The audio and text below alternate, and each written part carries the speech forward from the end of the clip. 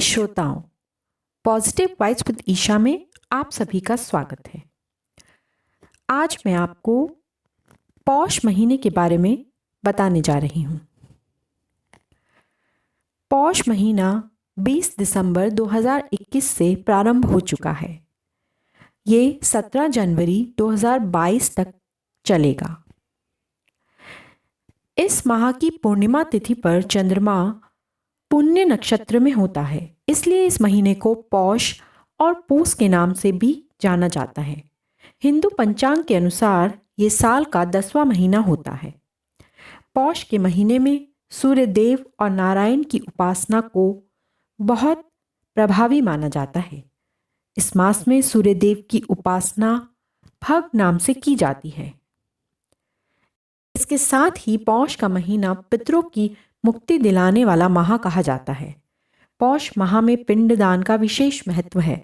मान्यता है कि पौष के महीने में पितरों के निमित्त पिंडदान करने से उन्हें मोक्ष की प्राप्ति होती है और वे सीधे वैकुंठ की ओर प्रस्थान कर जाते हैं। हालांकि इस माह में सभी तरह के मांगलिक कार्यों पर प्रतिबंध लग जाता है। तो आइए जानते हैं ऐसा क्यों है और पौष के महीने में किन किन नियमों का पालन करना चाहिए। सूर्य के धनु राशि में प्रवेश करते ही पौष का महीना शुरू हो जाता है। ऐसे में सूर्य का प्रभाव धरती पर कम हो जाता है और इस कारण दिन छोटे और रात बड़ी होती है। चूंकि सूर्य को सभी ग्रहों का अधिपति कहा गया है, ऐसे में सूर्य की इस अवस्था का विपरीत असर अन्य ग्रहों और नक्षत्रों पर भी पड़ता है।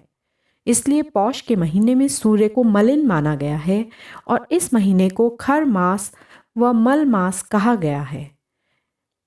पौष के महीने में सभी तरह के मांगलिक कार्यों पर प्रतिबंध लगाया गया है।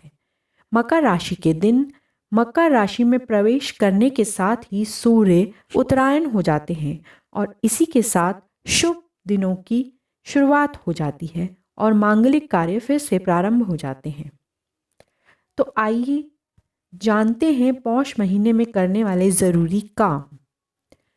इस माह में सूर्य देव को नियमित रूप से अर्घ देना चाहिए। अर्घ के दौरान जल में रोली, अक्षत, गुड़ और लाल पुष्प आदि डालें। अर्घ देते समय ओम आदित्याय नमः मंत्र बोलें।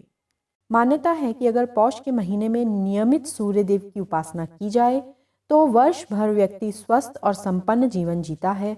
उसका भाग्य सूर्य की भांति चमक उठता है। ज्योतिष मान्यताओं की माने तो इस मास में सूर्य की 11,000 किरणें व्यक्ति को ऊर्जा और स्वास्थ्य प्रदान करती हैं। इस माह को नारायण की पूजा के लिए श्रेष्ठ माना जाता है। ऐसे में गीता का पाठ करें, विष्णु सहस्त्रनाम पढ़ें और नारायण के मंत्रों का जाप करें। गायत्री मंत्र का जाप भी पौष माह में काफी लाभदायक है। गायत्री मंत्र के जाप से कुंडली में सूर्य की स्थिति मजबूत होती है। सूर्य का प्रभाव कम होने की वजह से पौष के महीने में सर्दी अपने चरम पर होती है। ऐसे में गुड़, तिल, अजवाइन, लौंग, अदरक, मेवे आदि का सेवन करना चाहिए। पौष के महीने में जो कार्य नहीं करने चाहिए, आइए जानते हैं उनके बारे में। पौष के महीने में शादी, विवाह और सगाई आदि के लिए अच्छा नहीं माना गया है। ऐसे में शुभ काम इस माह में नहीं करने चाहिए। यहाँ तक कि शादी की चर्चा भी नहीं करनी चाहिए।